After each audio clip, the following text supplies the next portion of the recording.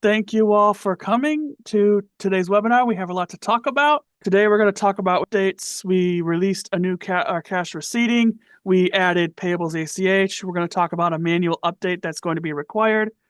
We released our document management on Fridays, so we're going to be showing off that today. IWAM is going to be ending in December, early January. We're going to briefly cover the overtime tax credit with the new tax laws, and then we're going to cover a little bit about the Act 51 progress and the progress we've made on developing the Act 51 helper. Our next webinar will be September 8th. One of the big updates that we've done since our last webinar at the beginning of June is we updated how we get the quantity received in purchase orders. Now the quantity received is automatically updated when selecting a purchase order. We had a button that was like update quantity received. So now it automatically does it. So every time you go into a new purchase order, it will automatically update and look to see if there was any quantity received on that purchase order. We added a new flag field to the dependents table and a checkbox to indicate if the dependent is active when in the dependents tab in the employees. So you could just go into dependents and check the flag if you want. So we added inactive and active dependents. We added a new menu item called uncalculate fixed assets. All this does is you can uncalculate a fixed asset calculation that is done in the current fiscal year. So it basically replaces having to go in GL Post and manually remove the FA entry to undo the FA calc. We had a out of memory issue when trying to print a purchase order. We have fixed that, so printing purchase order should be okay now. Updated the financials by making expense and revenue accounts on their own separate tabs, whereas before they were on the same tab, just a different color, which we found out that sometimes it was hard to tell if you were on an expense or revenue budget line. So we made them their own tab, so it'd be a whole lot easier for you to look at them in our new financials. And then we also added line numbers for ordering how the budget lines are displayed on the Excel spreadsheet. So I will show that off in a little bit. But we added, you can now order the lines in any order you want. So you can control how they're going to show up in the budget details spreadsheet inside the financial statements Excel. We also fixed an issue where the wrong fiscal year was displayed if the fiscal year start date was not 1/1, it was not January 1st. So we realized we had an issue where, let's say your fiscal year started July 1st, like for example, this year on 7/1 of 2025 is really your 2026 fiscal year. So we thought that was still your 2025. It's the year that it ends, not the year it starts. So it's just a wrong display date. Everything else doesn't change, so it's just mainly for display purposes. But we wanted to make sure we got that straightened out. We spent a lot of time updating the help file to reflect all the changes, so the help file should be pretty much up to date, along with adding help videos for all our new menu items and any changes we made, updating the videos to menu items that we've changed.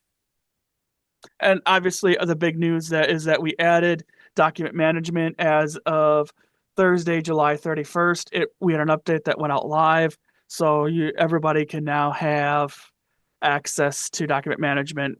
And a special thanks to everybody who was part of the beta testers. We were able to fix a lot of minor issues that may have arisen. So we feel like we're very excited that this is being released, and we'll have a full a bit of a demo on it later in this webinar. We added the ability to choose ACH as a payment source for vendors. Again, I will cover this in a little bit, but you now have the ability not just to choose EFTP, but ACH as well for vendors. We added a new menu item called Create ACH File, which takes your bank accounts, your financial institutions' ACH information and produces the ACH file for you to upload to the bank, to your financial institution for those vendors that you have paid via ACH. So that goes right along with the other change. We also updated all the payables reports to include ACH as a payment source, because like I said before, we just had EFTP, or check. So now we had to go and update all the reports to include ACH as a payment source. We spent some time and we updated cash receipting to our new style of window. So you should have seen that. We spent some time thinking it through and trying to fix a lot of the issues we had with the older window. It works very similar to the older window, but obviously in the new style of window, there's some different features we could add to that. We updated bill codes menu item to include a third option for the bill code type, which is sales tax. That is something that'll be used in cash receipting, but now we have a separate bill code type along with cash receipting and accounts receivable. There'll be a third bill code type specifically for calculating sales tax. And then we also updated void checks to our new style of window, and we renamed it to void payments because you can void ACH, EFTP, and checks. It's not just checks anymore. So I'm going to go ahead and show some of these updates. All right. The first one change I wanted to cover is in financials. I just wanted to show that off. We also added the fiscal year here. Wanted to go to 2024. We changed, see, we have revenue and expense along with your adjustments and balance sheet. So your expense accounts are in one tab and your revenue on the other, as opposed to your expense being down at the bottom in an off color. The other thing we added are these lines. Now they'll appear in the Excel spreadsheet in this order, not necessarily in the order of the account number, but in the order of the lines. So I'm going to change this one and I'm going to make it so it'll appear at the top. So this is 689, and it moved it up to here. There is a slight issue where a lot of times when you try to change a number like that's greater, it'll bump it up by one. That's just an issue that we've been trying to figure out why it does that, but you can still reorder them. So I reordered 671, 689 to 3. I also forgot to save it. That would be important. Yeah. Let's make that 3, 4. I didn't want to do it. Saving it is probably important. And there it is in the fourth 4 from the top. We didn't see a point in printing the line numbers here, but there it is right here on the 4th, as opposed to down here with the other 671. So if you need to group accounts together, you can use this option to group the accounts together. We now, in fixed assets, we created an uncalculate fixed assets. This shows all the fixed asset calculations for the fiscal year. There will be multiple. A quick note is you have to uncalculate, like this has 1, 2, 3. You'll have to uncalculate the first one before you can uncalculate the other. We don't allow you. So we will have to do an effective date. So you just go ahead and let's just select a couple, and I will go ahead this one. And you can also not uncalculate disposed of fixed assets because you shouldn't be touching fixed assets that have already been disposed. So I'm going to just go ahead and uncalculate. It uncalculated it and it's gone from this list. So the depreciation was successfully uncalculated. So that should help you if you need to redo any asset calculation. So the first thing I want to point out is we updated cash receipting to our new menu item. We updated it so it works like any other new style of our maintenance form. So you have your main window and then your search window with all the different cash receiptings on the side. We no longer need the no bill code to enter a cash receipting line with no bill code selected. We now allow you to add a bill code. We now do a bill code or a cash receipt with no bill code.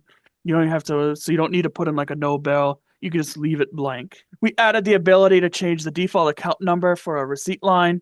So if you select a bill code, obviously it will automatically fill in the account numbers, but you can override them. We added that ability. And if no bill code was selected, you must specify the account number. And then in bill codes, we added the third option, bill code type sales tax. When you select it, there'll be a box that you can type in the sales tax type and then specify the percentage. And then when you're going to cash receipting and you're doing your cash receipt, there's a box that that has a sales tax that you can select from the drop down. Once you click save, it'll automatically calculate the sales tax inside that cash receipting based on any cash receipt lines bill codes that have the tax type checked. Customers. So to start with, in bill codes, you must, in order for sales tax to be calculated, you'll need to have that checked. I don't know if I already have it created. Yep, I have Michigan sales tax created. I put it as 6.95 and then the bill code type of sales tax. So if you click on a new, you'll see there's a third option you can choose, which is sales tax. So then if I go into their new cash receipting window, I go ahead and obviously once you save a cash receipting for the first time, you cannot obviously change it just like the old one was, but I click on new, I enter in my receipt number. That one's automatically generated. The customer, I could choose a customer. It'll automatically fill in the receipt from. We now automatically fill in who it is entered by based on who's logged in. I can add in check number, memo, anything I want. And if I want sales tax specified, I can click on Michigan sales tax. Then I have the first line is automatically here. I could find a bill code, select my bill code, enter my bill code, and then there's my bill code. This button here is the one that you can look at the account number for the receipt line, and this is the account numbers that are tied to that bill code. I can override them if I wish. I don't want to, but you can override and it'll save them. I can just add another receipt line by clicking add. This one's going to be my no bill code. And then I need to add in my debit and credit account. I'll just pick two random ones. So that is how now you do the no bill code. You just don't specify a bill code. So now when I click save, I don't want to print a receipt, but you can. It'll print the receipt report. All True had the required sales tax check, so it automatically calculated the sales tax and it saves it. So that is the updated option of how we updated how you get to calculating sales tax. The other thing I want to point out is now we have a date range of the loaded receipts. So instead of loading all the receipts, we just load the last 2 years of data from the current fiscal year. So you can always change that and then click refresh and it will load the data in the search window based on your date range. So that way we minimize the data that you have to see, because I don't typically here in 2025, I don't think you're going to be looking at 2019 cash receipts. But if you need to, you can always just change this date. So in Vendor Mate, we changed the payment source from a vendor. It used to be just a checkbox where you'd click it if it was EFTP. Now it's a drop down. We have the three options: ACH, check, and EFTP. We added two text boxes for entering the vendor's routing and account numbers from their financial institution. So if you're going to pay them ACH, you can enter in, there'll be two boxes right there for you to enter in their bank account information. Once you pay the invoices, you use the Create ACH File menu item to generate the ACH file to give to your financial institutions. I do want to point out that when at the time you pay the invoice, we save the ACH payment and what payment source and what bank account information is at the time the invoice was paid. So if you happen to change their account information after that, when you go to create your ACH file, it will use the information from the original payment. So if you paid a vendor and then set up ACH as a payment source and bank account information, you will have to unpay that invoice and then repay it to make it to appear in the Create ACH file. Or if you happen to change like their bank account information and you haven't created the ACH yet, it'll still be the old ACH information. So I just want to point that out, that if you make a change from the time you pay to the time you upload it in a vendor's payment source, then please be aware that our payment still has the old information. First, if I go into payables vendors, I look at this first vendor. Under the accounting tab, we now have payment source, your bank routing, and bank account number. So you can choose either one of the three.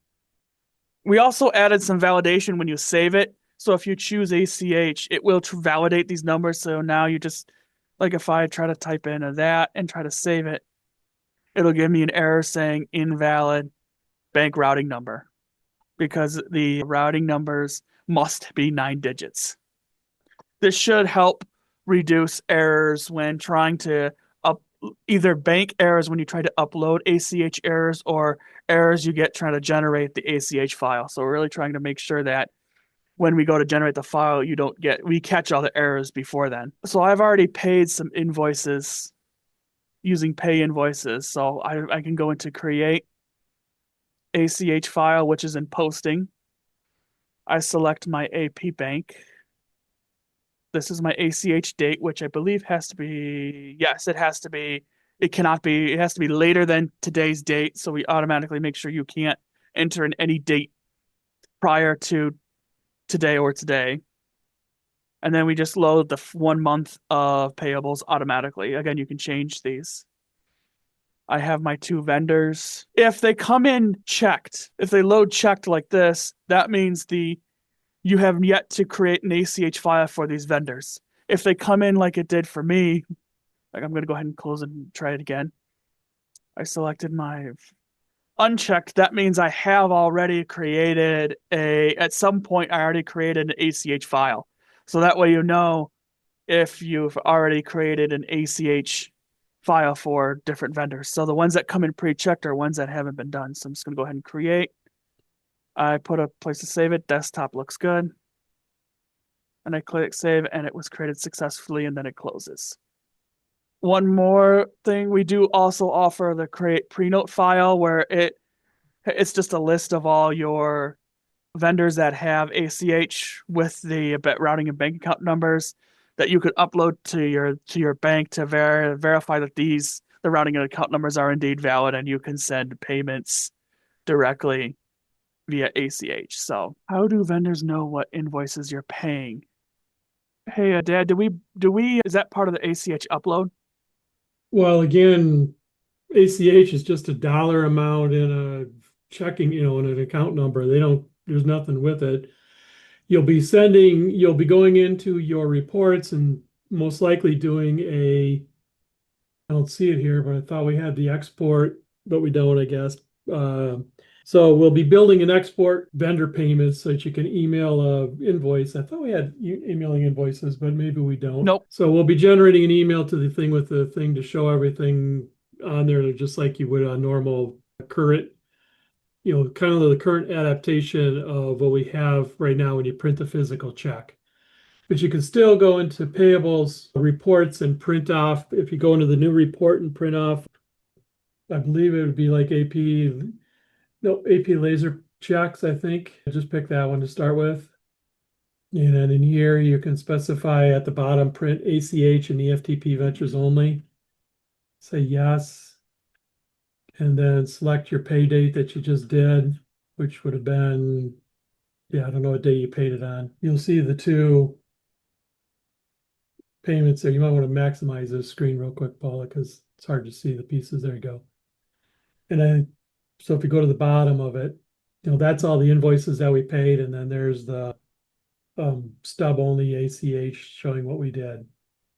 So that's possible now. And you can always export this to a PDF at the moment and email it. We'll be doing it automatically with the program in a couple of days, but just we don't have it out right. I thought it was out, but I know it's sitting somewhere in some place. So we'll get that out as soon as we can. And then a quick follow-up to that. Is it possible to generate an email to the address in the vendor record with remittance advice? I don't know what remittance advice is, so can you please explain that further? Yeah, that's going to be this. We're going to be basically making a PDF of what you just saw here. So if you scroll up to the top, Paul, of your thing, that's what we paid to this vendor. We had 2 invoices, PS 17, whatever.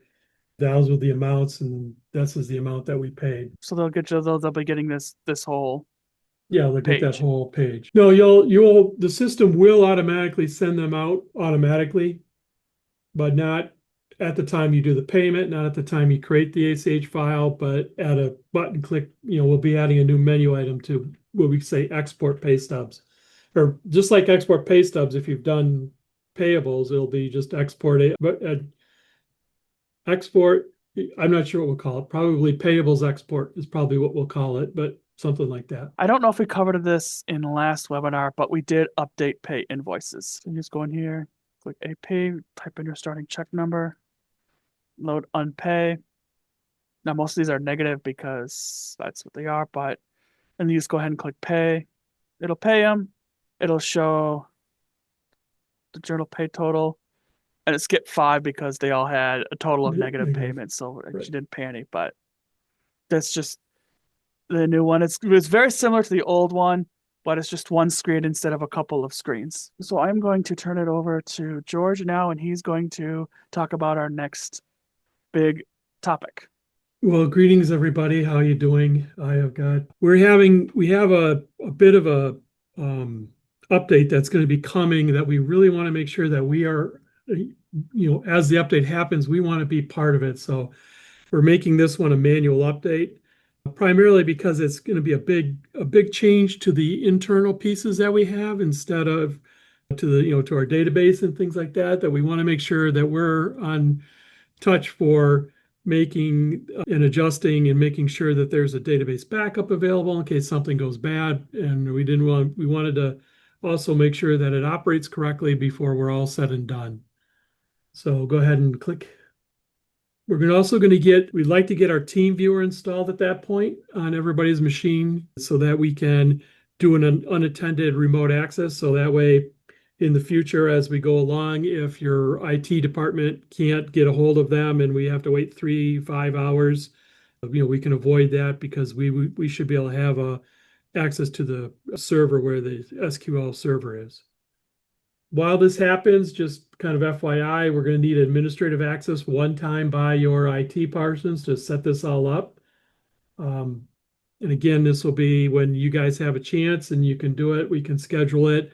We'll be here, we can do it any time, but we will let you know. So you basically call us and you can do the, whenever it takes it. It can take up to an hour and a half, depending on your hardware and how much information you have stored the way, we want it. But you can just schedule a time anytime with us or contact us up through email at support@kaiserstateinc.com.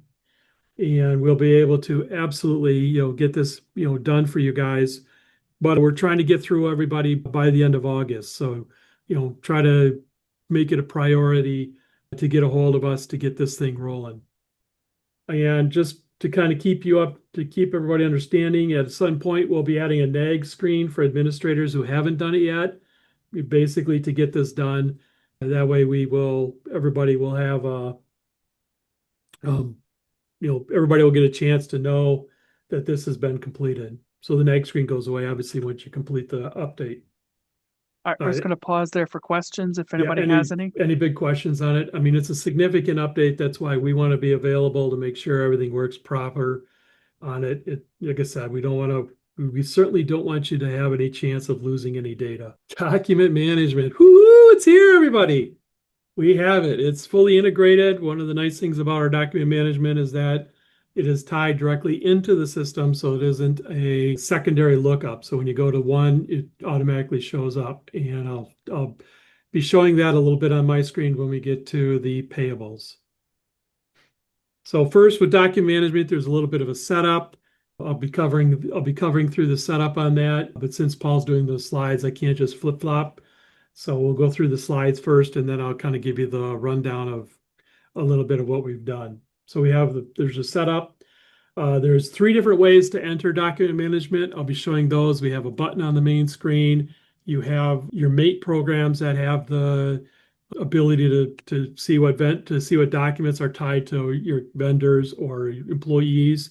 And then you have the actual transaction that you want to tie a document to. So you can tie it to a specific post that you would see. Then we have scanning settings. We interface now with 2 main types of scanners, and both have their pluses and minuses with it. But There isn't a brand name, but basically it's like the scanner language, if you would. One is called Twain, which is like Mark Twain. So you'll be able to see that, but that's kind of an older one. And to replace it, Microsoft made WIA, which is WIA, which is Windows Image Acquisition. So we work with both those two different interface styles. And then eventually we're putting together now the ability for my work to show people's pay stubs and W-2s through the document management. So that way we're not recreating or issuing a brand new document that has their information. It'll be what comes from this part here. I can't really show that yet because it wasn't finished yet, but it's real close to being done. So within the next week or two, you'll see an update that will actually have the pieces for the export pay stubs and W-2s in it so that you can put out a year of W-2s. And then that's what, when the employees go into my work and sign in, they will see the whatever you have published will be what they will see then, and the date you publish it. So there's some settings that we did for the other W-2s that we'll be taking out because it's just whenever you went in to put in the information to make the W-2. Videos will be released for the document management. Paul's working on those now, so we're just a little bit behind on some of the videos and documentation on it, but it isn't that hard to use. You can go ahead and click. You can contact one of the testing areas. I don't know if anybody of those are on, if they'd like to, quickly in chat, holler in and say anything about what they've done on their testers. You can holler at them to ask questions about how they set things up and did it. So we have Jody at Mason and Charlevoix, both have been doing some of it, so you can work on those. There you go. There's Jody. So if you're just asking about how did it work, how's it working for them, you can certainly call Jody and Also Chippewa. so we can contact them. They're out there available for any kind of assistance you might have when you're looking at yours.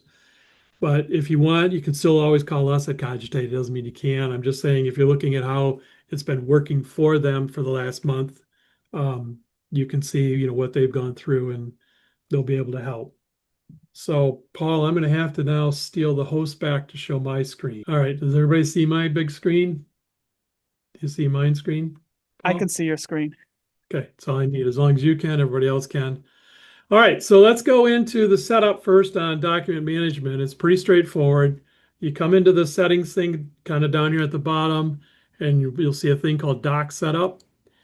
And there's really only two settings in here that are important. If you do a network share, which is probably what you're going to set up, you will give us the network directory for that. So I'm going to leave mine at ddocm because that's where I had everything. Mine was a local share, but then if there is a username and a password that's required for access to your network share, you can enter that here. But if everybody has access rights through either, another mechanism that you have, or it's all part of your login, so you just have rights to the share folder, we just need to know the share name and the folder so we can do our parts correctly for managing and moving the documents around.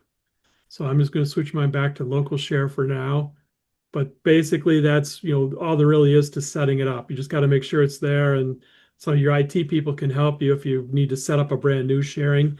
The other side of it, though, is we're not backing this up. So you better make sure that you got something that's backing up that network share folder location so that people can, so that the documents are safe and secure. And if there's something that goes bad with, electrical storm or something, you're not completely lost the documents. That's the first step, which is just getting all of those set up. So then we have three different ways of getting in. We have the button called document management. So if you click it, you get a list of all the documents that are currently in the system under payables. So if I went under payroll, you'll see a document management. These would be all the items that I have under payroll. And I don't have a lot in here, but we're going to stay with the payables as a show and tell. So again, you can see it through there. You can get it through the main. So if I go into vendor main, now there's a button up at the top called docs. And so if I click it, I will see documents. These are the primary documents that are assigned to this one.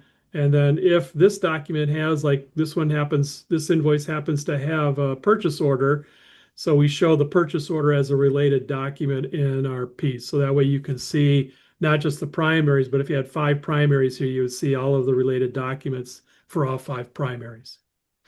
And again, this is per vendor. So if I click around on here, I have to click the docs and there's nothing here. And then the final way to see it is through like payables post. You will see it in here. So I'm going to go ahead and just open up a journal I already have called related docs. And then here is, you have a PDFA documents button here in the image area for that. And so if I click it from here, then I bring up the same one here.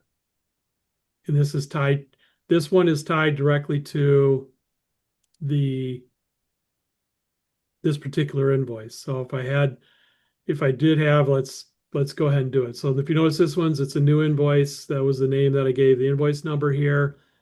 So we can simply go in and do a new one. So let's go ahead and just say new and use the same vendor, but this will be invoice.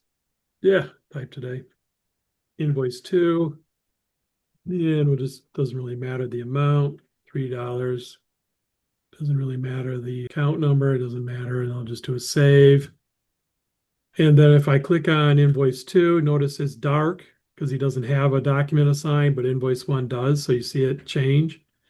Same thing here. Now if I come into here, notice I don't show any documents, so we're just going to go ahead and do an import doc for right now. So these are just documents that I have on my hard drive. So I'm going to make this one, I'll use it invoice 2. Not really an invoice, but it's just a PDF. So we're only saving PDFs in this. So I can save and close, and then it just returns me right back to here for quickness. Or if I can save, if I have more to add, like I have 2 or 3 pages or 2 or 3 different PDF documents I want to add to this one particular transaction, I can. So I can hit save and close. So now I have, to the same vendor, I have 2 different parts. So let me go ahead and commit this. So you can kind of see the, how we help you break this down.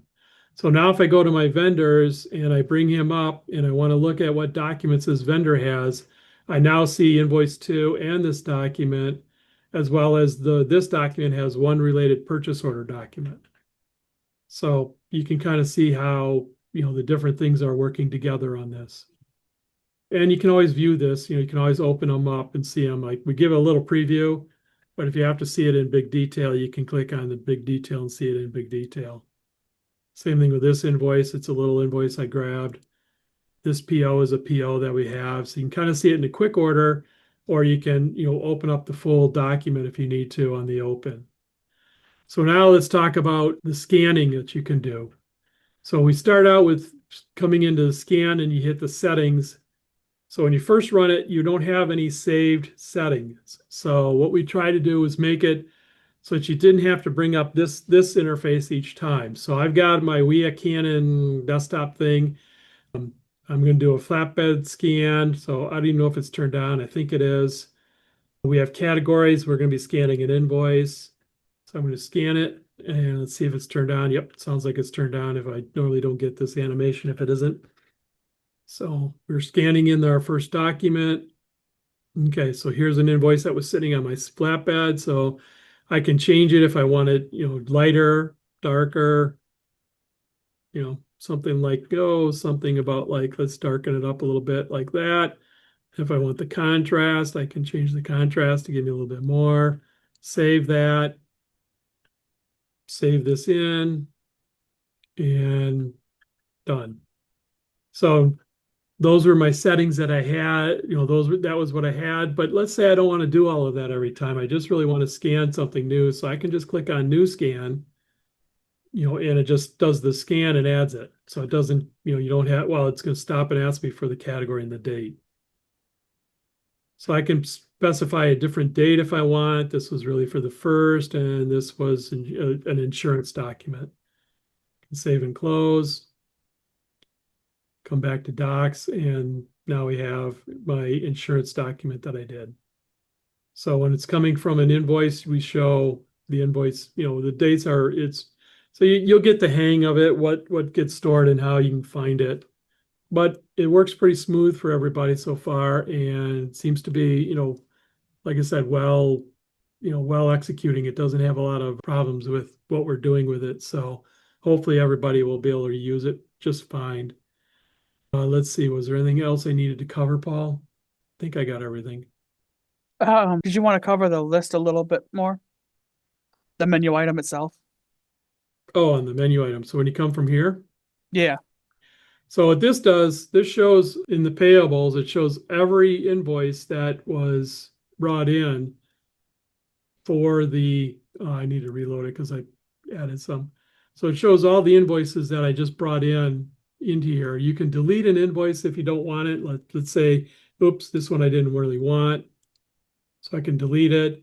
I can edit. I can change the effective date, the category, and the description. So if I want to put in my own description, I want to call this something new. So now it's going to be something new in here. If I wanted to add one to just any, particular vendor, so I didn't want to go through vendor mate, but I just wanted to add one at this point to Amagas, I can come in here and if it's an existing doc or if it's an import doc, I can, let's come into here and I think I got a nice, I don't know, warranty. So we can open up a nice warranty and we can add a warranty to Amagas. So Amagas now, I specified W9 by accident, so I can go to properties. I can change that. It was supposed to be insurance on there. It's supposed to be a warranty. I don't see warranty list. So we're gonna have to fix that. I missed warranty. So I can save it.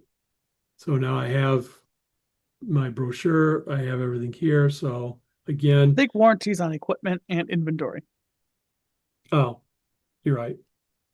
So anyways, I have the insurance here. You can kind of see, you can do manuals. So manuals would just be an other, and you can change it. So if I didn't wanted to see it like this, I wanted to say, I can go to the property. I didn't want to do that.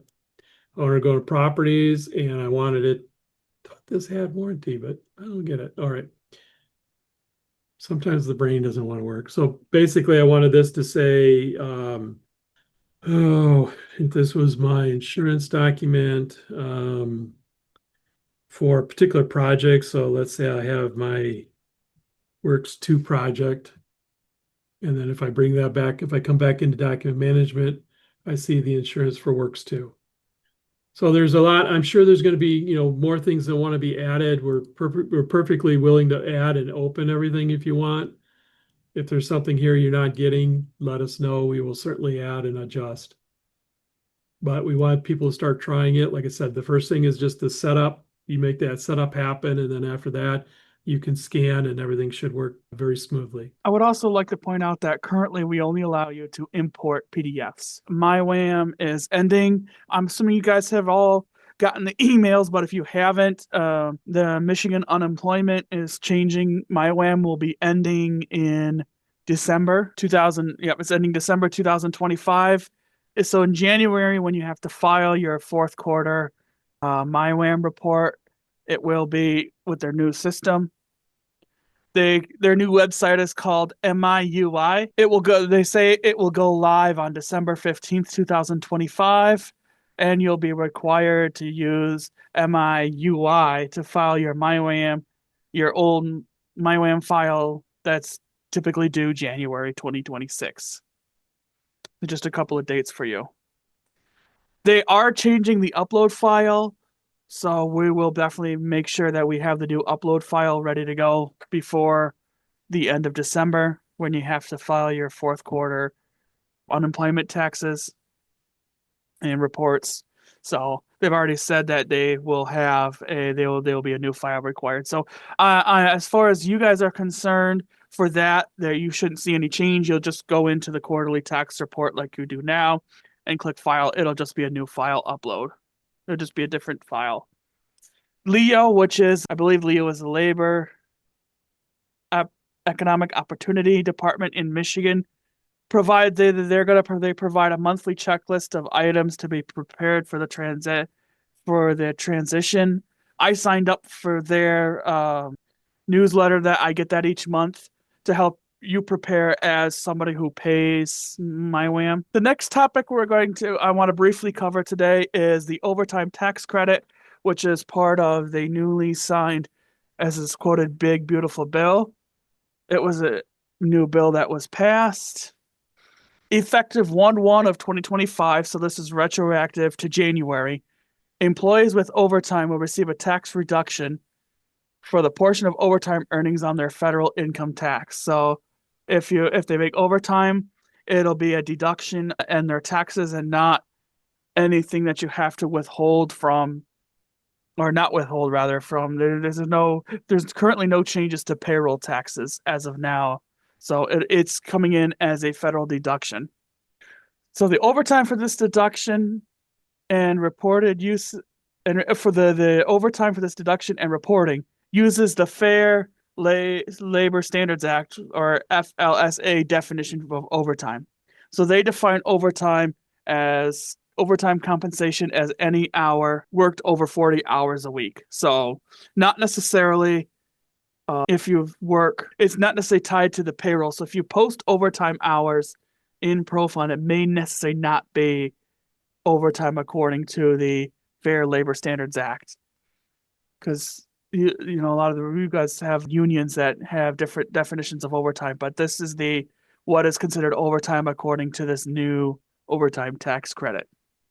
And also, the reporting will only report the extra half of earnings. Say you work 50 hours in a week, their first 40 is covered by your regular rate, which is, let's say, $20 an hour. And then in the last 10 hours are time and a half because it's overtime. So that's 50. So that would be $30 an hour, which is 20 plus 50%. That's 10. However, the reporting only requires you to report that extra $10 an hour of earnings, not the full $30 for that. So it is a little tricky there, where it's not they consider the overtime as just that extra half pay, not your regular rate, but the rate over your half pay. As of Friday, there has been no IRS guidelines if you pay more than 1.5 times the rate for overtime or for holiday. And we're wondering about, like, if you guys do extra rate that includes overtime or doesn't include overtime. So we're still waiting on the more nitty-gritty of the IRS guidelines. There is no tax withholding changes for this year, so there is nothing that we as a company have to do to change our payroll calculation, and there's nothing that you guys have to do as road commissions and townships for. And of course, again, everything is subject to change, but the IRS has already issued that they're not going to make any kind of withholding changes for this year. The overtime will appear on the W-2 as a separate box. So when you file your taxes and report your W-2s and send them out to your employees, they'll have a separate box for the overtime. And again, the IRS is getting the W-2, so when they release the W-2s, typically, and it really depends on when they release them, we will make sure that by the end of December, we'll have them all ready for. Well, of course, the IRS doesn't release them until the end of December, but the W-2s will have a separate box for the overtime. That's big. That's the biggest change for this year. I guess the other one is they will have a new 941 that will include a line for total overtime compensation. The IRS has already indicated they're giving transition relief for employers for this current year, but starting next year, they will be a bit more stringent on checking and making sure that your overtime figures are correct. So as of Friday, they hadn't released their new 941, and that it might be a while, but we will make sure that when they release the 941, we will get that out with the total overtime compensation. Obviously, we're monitoring the IRS updates, and we will be ready for the new 941, the W-2, and any calculations if they decide to make a change and make the withholding, the overtime portion, tax exempt as opposed to just a deduction on your taxes. then we'll be ready to make that change. But as of now, we don't know what they're going to do for next year. We heard that they're probably going to keep it the same, but again, everything with, as you know, anything with the IRS is always subject to change. So I am going to pause there and see if there are any questions related to any of this text. The OT amounts should be automatically calculated in your W-2s. When it'll just be there. Yes, I believe we will automatically calculate it. So when you create the W-2s, it'll automatically fill in their overtime pay. Now, the thing is we have to decide what counts as overtime pay and what doesn't. So the calculation is a little bit more tricky than just looking at OT. Because sometimes you guys may specify hours as overtime, but the government may not consider. So it's a little more tricky. Same with the 941, the new line will automatically be filled in. Now, if you want to manually calculate those, you can to verify the numbers. But again, your overtime hours that's listed may not be what the government considers overtime. That is, and also holiday hour or vacation hours do not count as overtime hours. So that is another thing they state it. So there's right now there's a lot of uncertainty around this, but we're just awaiting more IRS guidelines on how to report this. But everything should be done automatically. As a side note, real quick though, there will be needs for us to know what is considered as an overtime payment. So like probably your O's or your OTs or whatever you have for your pay codes will have to have a flag that says this is a government overtime payment consideration. Not that they're going to get 100% of it, but they're going to get whatever hours we can, include at that point. So we need to separate it from other things like, if you have a security meeting or something like that, that puts them over, we have to make sure that it's got to be valid overtime time for work required. So again, there'll be some guidelines there that we'll set up when we finally get more information coming out of the IRS, which is supposedly promised by the beginning of October. We should have a better feel for it. We'll be covering this on every one of our webinars until it's done. Sorry, Paul. Oh no, that's good. Hey, Paul, this is yes. Jody. And I just I started typing it, but it probably won't make sense. But so will it calculate the 40 hours? I mean, how do we one of my guys will work on a Tuesday and he works 9 hours. Well, that's overtime. But what if he doesn't work? Well, 40 hours. I mean, I guess I don't know how to calculate. Well, right now, Jody, the way the language that we currently have would say, if you look at the FLSA, it says if he didn't work 40, then it doesn't matter whether they got paid overtime. It's between you and your employee. Okay. It just doesn't qualify for this credit dollar amount that is reported to the IRS. It doesn't mean he doesn't get it. It doesn't mean you don't pay it. It just means that when we put together the money that's qualified for, that's the best way I want to say this. This is just to say this overtime was a qualified overtime amount that the IRS will allow you to deduct, up to $12,000. Okay. But we don't have to do anything right now or... No, there's nothing now, but it is based on 40 hours, and there's a question whether vacation time is also included in that week for 40 hours. And Okay. right now, that is the answer that we have is no. So let's say he worked 3 days and got overtime his first 2 days, and then he took 3 days of vacation, then no, he doesn't get any of that overtime. It doesn't. Gotcha. It doesn't. The right way to think about it is it doesn't qualify for the federal deduction is the best way to look at it, because otherwise you say, oh, he doesn't get the overtime, and people say, wait a minute. Yeah, gotcha. I understand now. Thank you. Okay. Yep. Yeah, that is a good way of putting it. We're figuring out if the hours qualify for the Not deduction the hours, or not. the dollar amount. The dollar amount. So yes, the dollar amount qualifies for the deduction. It gets exciting when we have that incentive pay that you have us going, because that doesn't qualify. It's really, I'm working on figuring out what we're going to do with that. Because you have incentive pay on equipment that raises your rate, and we store that rate, but that's not really the rate we're supposed to use. So it gets, you guys, you can see it's going to get tricky, but we're going to work it out. We'll get it straight. Our Act 51 helper. So we've been, over the last month or so, we've been developing an Act 51 helper for everyone to help with their Act 51 reporting. It'll be a new general ledger menu item under utilities. It's an Excel style helper for the Act 51 report. So you'll go in there, load the data. Again, I'll show our progress. It's pretty close to completion.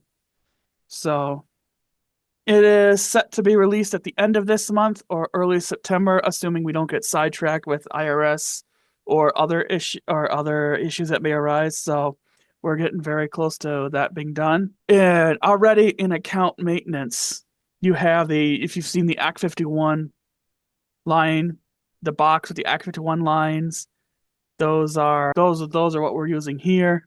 You can assign account numbers to the Act 51 lines in the account menu item. As I said, this is not. It is not an Act 51 generator. It is not something that you just click a button and it generates all your data and then you just go ahead and upload it. This is a utility that collects and organizes your data to help you complete the Act 51. So it will print out all the data. It should print out all the data for the lines correctly, but you need to make sure you can verify that those numbers are correct. So you still need to verify those numbers. It's not something that's supposed to just be like, oh, I click a button and it generates all the information and we're good to go. You still need to go ahead and verify that your data is correct. And there are some parts of the Act 51 that has to be generated by hand. So when this is released, we have a database update that'll automatically pre-assign account numbers to the Act 51 line. Most of the account numbers will be assigned at the control or third level. We also encourage everyone to verify the data by loading prior year's data and looking at your prior year Act 51 with the data to see how close they are. And if there are any major discrepancies or account numbers or lines that we missed, please let us know that we can get those corrected. So I will go ahead and show our progress so far. So in general ledger, it'll be just Act 51. It'll come up as a Excel spreadsheet. I'm going to make it bigger. I select a year. I've been working with 2023. I click load and it loads all the data. So we hired Brian Decker, the former Chippewa finance director, as a consultant, and he's been helping me work through this and assigning the proper account numbers to each line. So this is your Act 51 line. And then underneath, and these are all the account numbers assigned to that Act 51 line. So there's a nice breakdown. And this is so we're hoping that when this is released, you can just print out everything. Well, we should have pages 1 through, I think, 17 is the last page we'll have. Again, this is a work in progress, so we're still working on some of the pages. But if you go to page 7, what's a good one? Like page 16, which is your indirect equipment and storage expense, which should be your 511s. Depending on the page, they're broken out either by account number or account number and SOE type for that account line. And as you can see the different the account numbers will appear twice because we broke it out by PR and then your fringe and benefits. What's a good one? Yes, the fringe and benefit. This is another one page where all these numbers come from the account directly. The 541 account.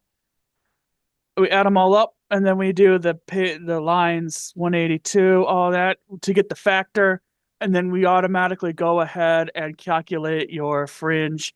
As you can see, it's an Excel formula where we calculate your fringe benefits. So this should help you.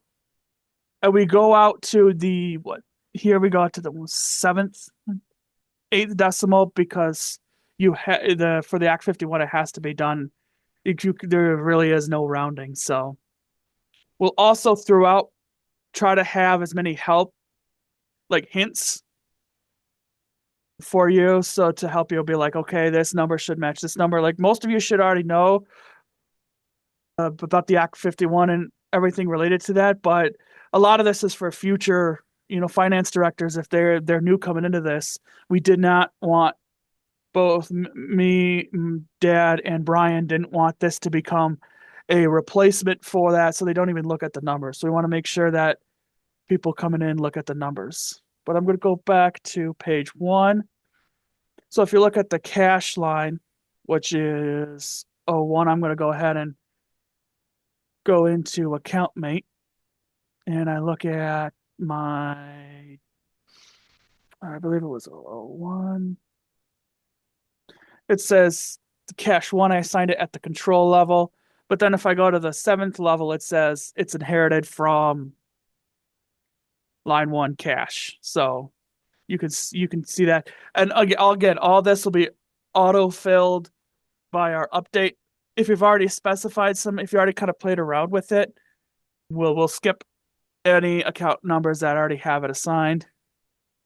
And since we've added a lot more, I think we're up to 244D as the maximum. So going back to my Excel, but it's a good one. Well, another thing that we also did was, there's one Act 51 line, like 227. There's only one of those. But you could have primary, local, or county. So we added in our accounts, if I go to 227, we added P, L, and C for primary, local, and county. So if that account number you use for your primary on that line, then you could put it as a P. If you use it for local, you could put it as an L, or you could put it as a C. I know not everybody uses all three, but we made it flexible. So if you do use all three, primary, local, and county, you can do that. So we want this to be as flexible as possible and as close to the real Act 51 as we can possibly make it.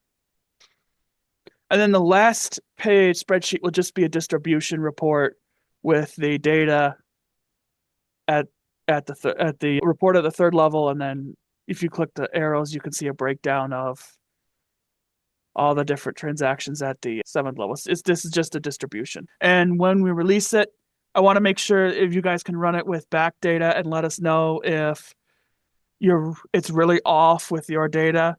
So if there's any adjustments we have to make, but it should help you get a good start when you have to report your Act 51. If you have any issues with document management, please let us know. We're more than happy. If you guys have any suggestions after using it for a while, any areas of improvement, we're always open to feedback. So at this time, I am going to stop the recording and end the meeting. And thank you all for coming. I know it was a little bit longer, but we had a lot to cover, and I will see you guys again in September. You are now working smarter with ProFund Accounting. Thanks for watching. Be sure to like this video and subscribe to our channel for more content like this.